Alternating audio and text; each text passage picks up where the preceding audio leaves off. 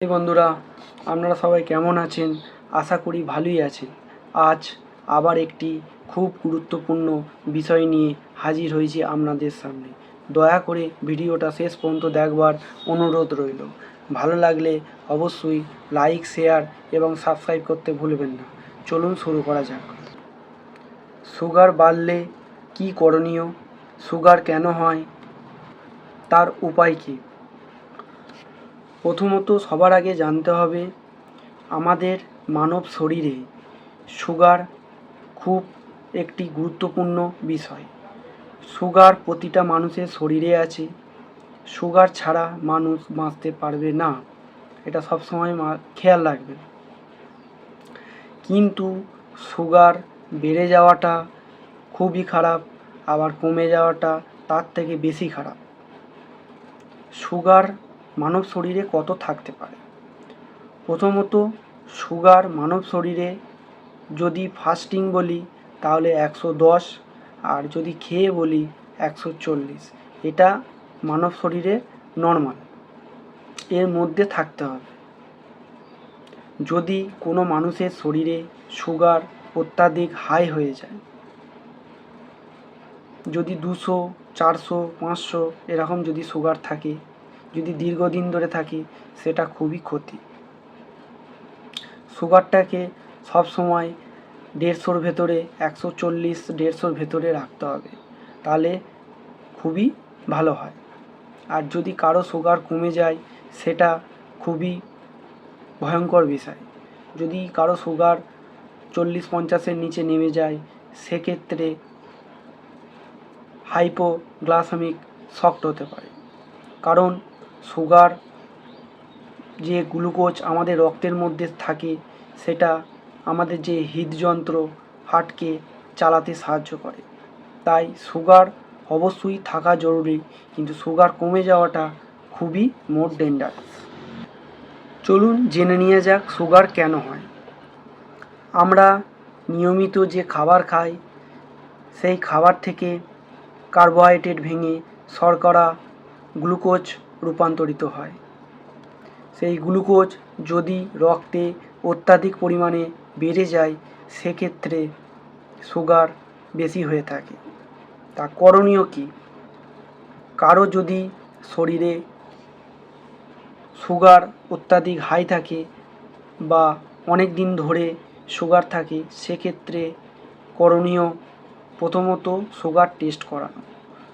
যদি দেখা যায় কোনো মানুষের শরীরে 2 বছর 3 বছর ধরে সুগার আছে, সেক্ষেত্রে অবশ্যই সুগারটাকে একবার খালি পেটে, যেটাকে আমরা ডাক্তারি ভাষায় বলি FBS, আর খাবার 2 ঘন্টা পর সেটা হচ্ছে PPBS, খাওয়ার 2 ঘন্টা পর, এই দুটো টেস্ট।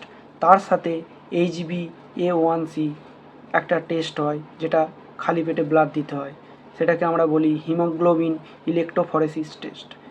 এই দুটোর মধ্যে তড়িতফাত হচ্ছে এটাই, ধরুন কালকে আপনি সুগার টেস্ট করবেন, সেক্ষেত্রে আপনি তার আগের দিন, যেদিন ব্লাড টেস্ট করবেন তার আগের দিন নিশ্চয়ই বেশি করে মিষ্টি জাতীয় জিনিস খাবেন না। কারণ আপনি জেনে যাচ্ছেন যে আমার কালকে ব্লাড টেস্ট হবে, সেক্ষেত্রে আমি অতিরিক্ত চিনি, মিষ্টি জাতীয় খাবার একটু কম খাই, নাহলে গ্লুকোজ বেড়ে যাবে, সুগার বেড়ে যাবে।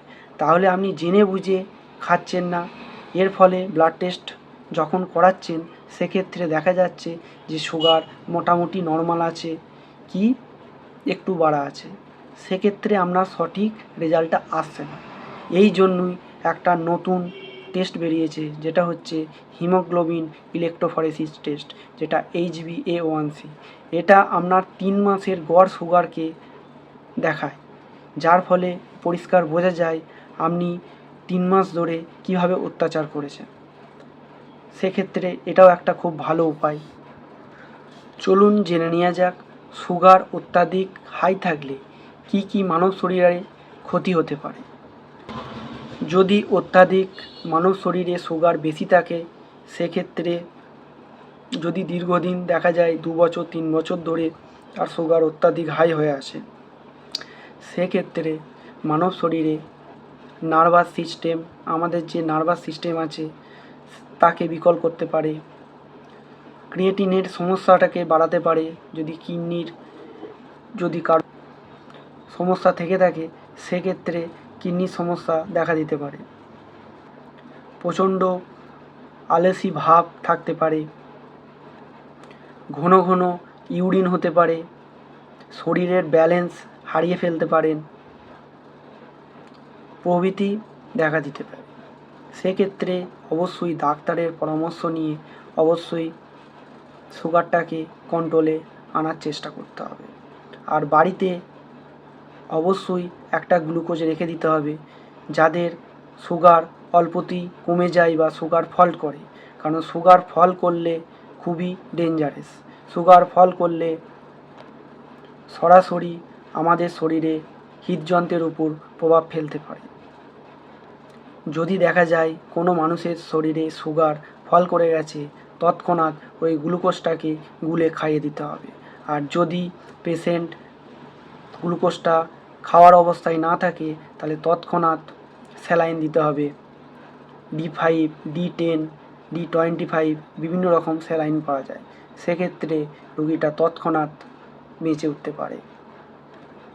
আমি সর্বশেষ একটা কথাই বলবো, নিজের শরীর নিজেকে দেখতে হবে। তাই অবশ্যই নিজেকে